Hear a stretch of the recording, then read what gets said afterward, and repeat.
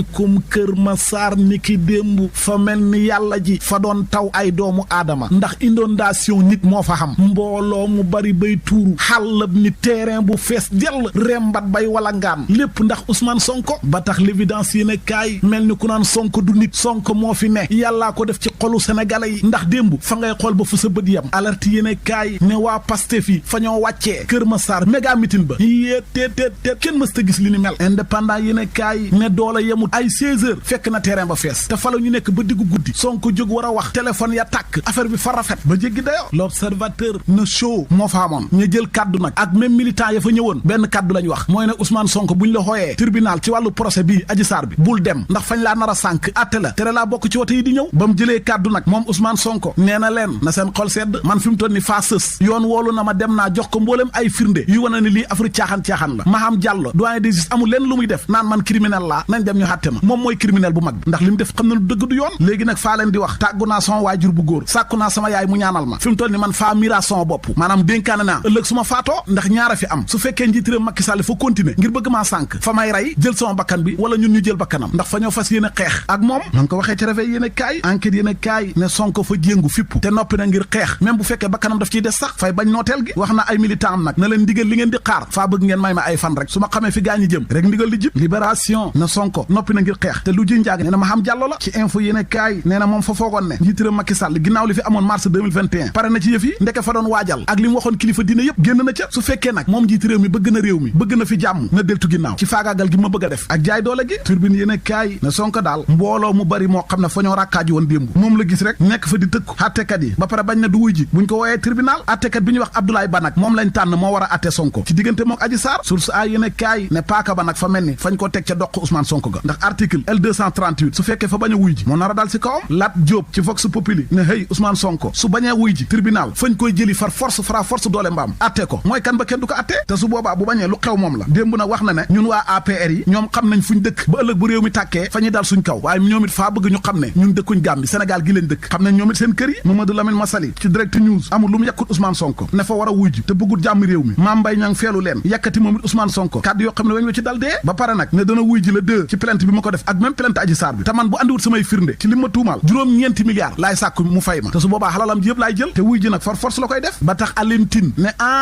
gis ngeen procès Ousmane Sonko bi ak Adji Sarr mën naa andi guerre civile ci biir réew mi nañ ci wax lii xeeñ neexut lii raam ci ñag bi la jëm fa mu mujj du baax de Vox Populi na ko du mën a la déet de ndax Ousmane Sonko nee na nooteel geeg jaay doole gi muñ gi muy muñ fi mu toll ni fa sës xam ngeen lan moo xew léegi gàtt sa fay fayu wal fa jër yéene kaay ne démb ci ay kàddoom nag Ousmane Sonko rafetlu na taxawaayu gendarmerie démb ca mitin ba waaye tamit nee na soldat si ay républicain lañ duñ faat seen askan yemut fa ca ay kàddoom wax na tamit ak waa bitim réew tubaab yi ne bés bu jëlee réew mi xalalu Sénégal gi moom gagnant lay doon pour muy clair professeur Iba Bari Camara ci université bu Ndakaaru nee na atte Ousmane Sonko bi fañ ko war a def huis clos maanaam kenn du ko fekkee te amul wana ci ay télé loolu mooy li gën ma ngi ko waxee ci réew mi yéen a kaay bés bi yéen a kaay mel ni ku naan waa Sonko bu bañee wuy ji est-ce que fañ jaarale woon Karim Wade ak Hissène Habré duñ ko fa jaarale